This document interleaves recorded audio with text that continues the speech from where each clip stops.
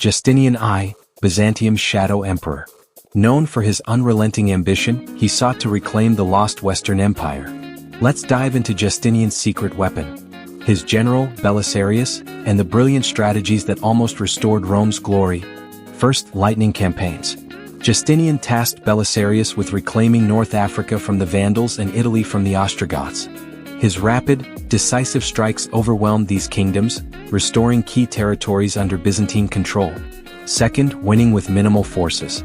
Despite limited troops and supplies, Belisarius used clever tactics and brilliant deception to defeat much larger armies, including once winning a battle by making his army appear bigger than it was. Third, rebuilding and unifying through faith.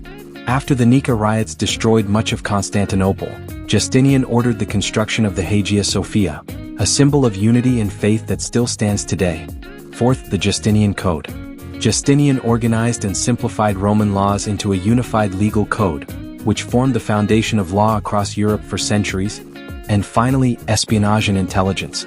Justinian used spies to gather crucial information, keeping him one step ahead of enemies and strengthening his grip over newly conquered regions. With brilliant strategies and loyal generals, Justinian's reign remains a cornerstone of Byzantine history.